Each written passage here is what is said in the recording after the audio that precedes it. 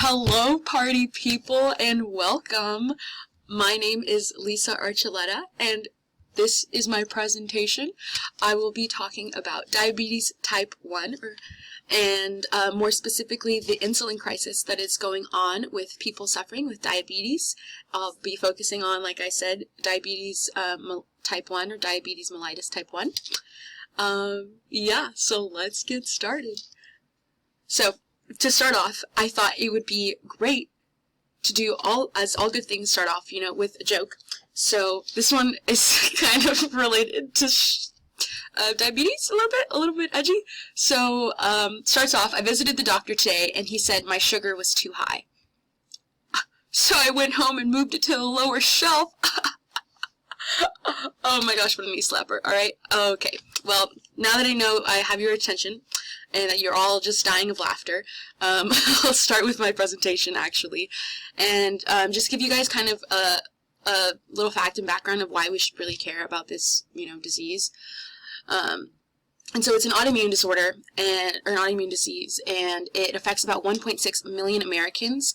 And so, like I said, it's diabetes mellitus type 1, and so it's affecting this huge amount of population, right? I'm sure many of you may know people with diabetes, whether that be type 1 or type 2, and so it's definitely a really prevalent thing that people are facing with, especially Americans, and so, yeah, it's definitely super important to talk about and to research about. So, in this presentation, I want to answer two main questions for you guys. I want you guys to be able to answer what is diabetes mellitus type 1, and secondly, what is the insulin crisis. And so like I mentioned before, I'm really going to focus on the insulin crisis that people in the diabetic world are facing. And so through the end of this presentation, you'll be able to answer both of those questions. So let's get started. So the first question, what is diabetes type 1?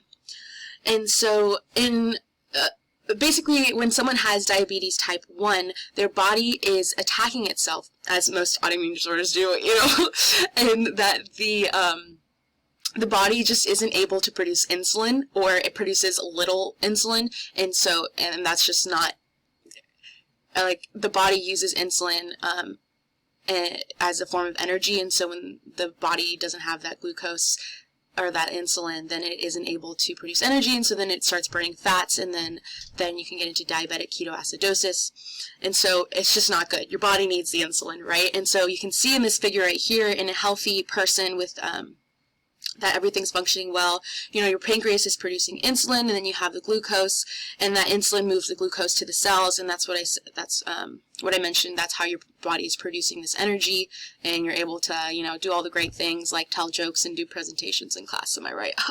Yeah, okay.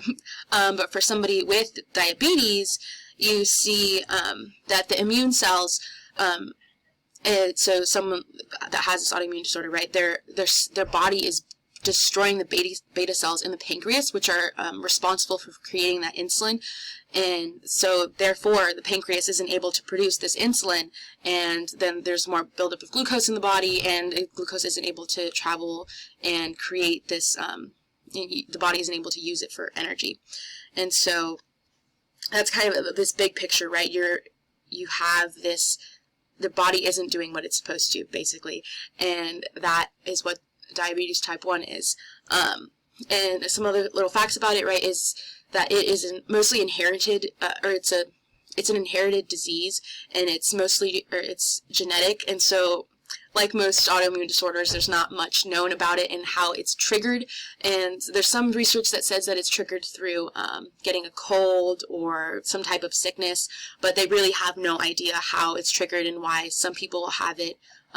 It's mostly prevalent within children, and then it stays with you throughout your entire life. But they have no idea why some children get it earlier in their life, or more like in their teenage years, and then some people even get it like it's triggered in their adult life, and there's really just no hard facts of why this happens.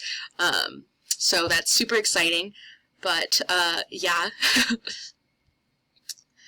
And so this I thought was a really interesting figure, and my face is just covering some of it. That's exciting. Okay.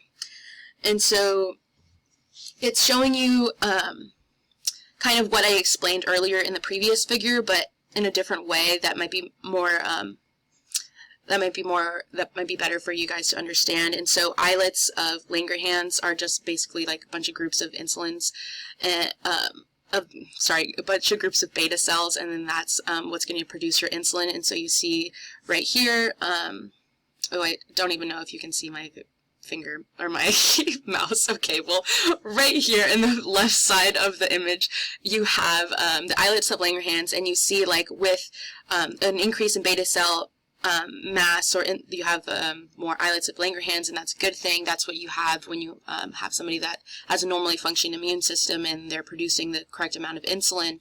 And you see as there is an increase on the top right here of anti-islet autoantibodies, that there is a decrease in this islets of Langerhans, and these anti-islets are attacking basically these islets of Langerhans, and they're just basically destroying them, like which I mentioned before, right? You need these in order for your pancreas to make insulin, and you need that insulin for the energy. And so when somebody's in this pre-diabetic phase, you start to see that they're having these anti-islets antibodies being created. And so for like somebody that has type 2 diabetes, if they're in this pre-diabetic phase, they can do things like change their diet or lose weight or watch their sugar intake to try and get rid of or reduce the number of anti-islets they're having in their bodies, versus someone with type 1 diabetes.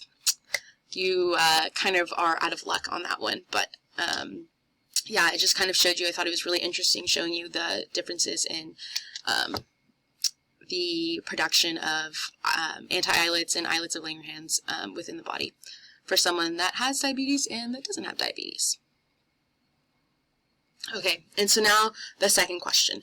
What is the insulin crisis? And so I thought these images, these are screenshots, right, of so the insulin crisis is something that is going on, especially, and I focused in the United States, where people that are suffering with diabetes, type 1 specifically, are not like able to pay for their insulin because it's so expensive, because of a couple reasons that I'll go into.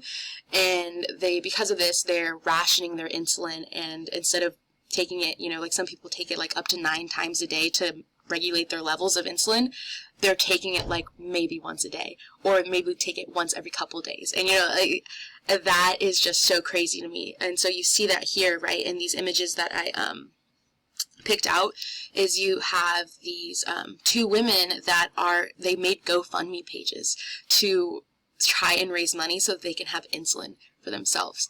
And like, that is just so crazy to me that is like something, like I usually see GoFundMe pages for like, oh, I'm raising money to go on a trip, or like a mission trip or college maybe, and like those are luxuries, and someone that has type 1 diabetes that didn't ask for it has to now suffer and now like economically from these consequences, and they're just like putting their health at risk, putting their mental health at risk, and it's just like so crazy that like this is so prevalent.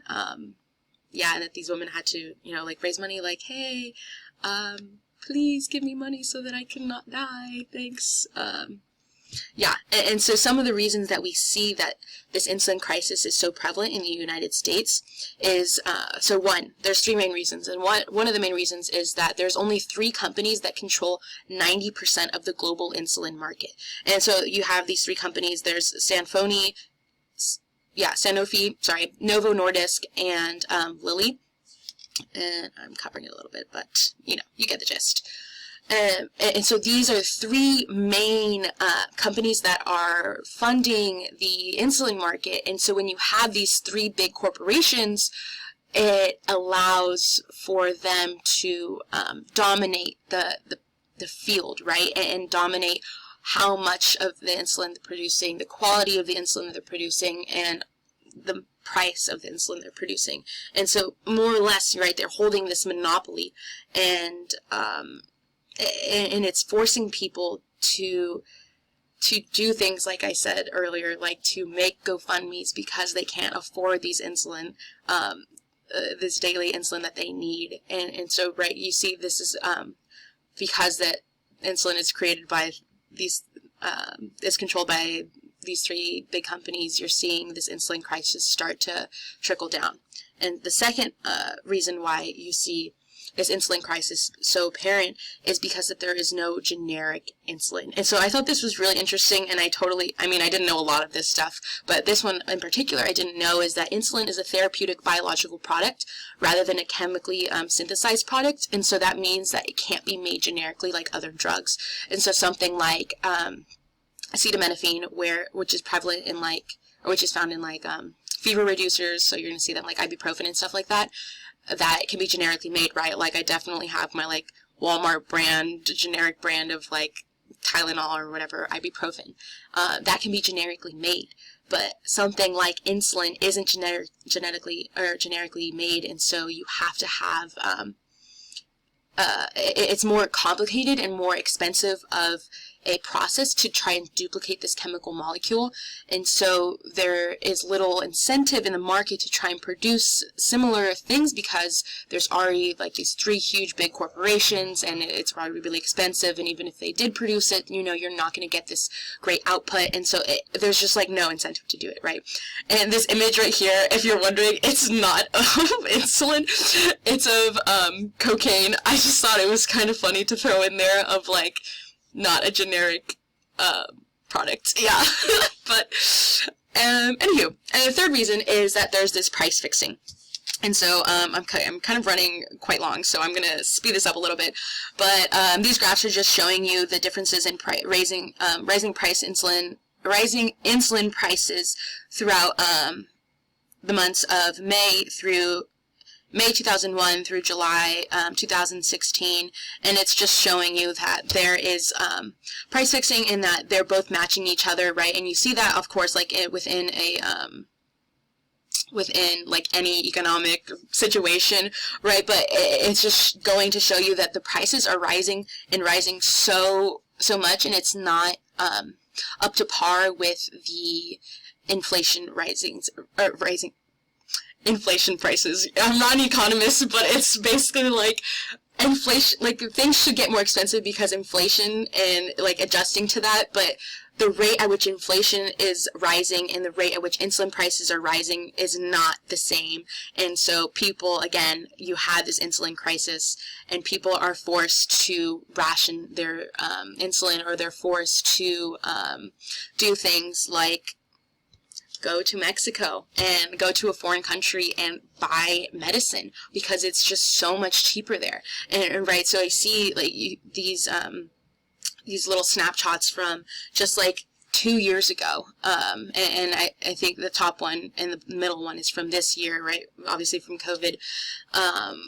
You're just seeing these people that are so desperate for this medicine, and it makes you beg the question, do we have a responsibility? Does the U.S. government have a responsibility to help these people and to help regulate this private industries and these big corporations? And if we do, what does that look like? And especially, what does the role of the scientists look like in those types of things, right?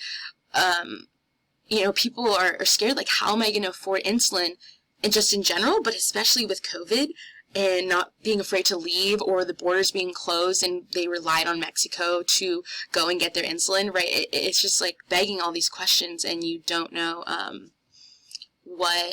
and people like this just don't know what to do. And so, yeah, wrapping up, I hope you guys are able to understand, what is diabetes mellitus type 1, a bit of an overview of that, and really focus on what the insulin crisis is, and just be more aware, because I've kind of heard a little bit about it, but I wasn't super sure. And so just to really see the reasoning behind of why, the insulin crisis is a thing, and it's real, and people are suffering and are desperate to have insulin so that they don't die, yeah, so I hope you guys enjoyed. That's it. Thanks.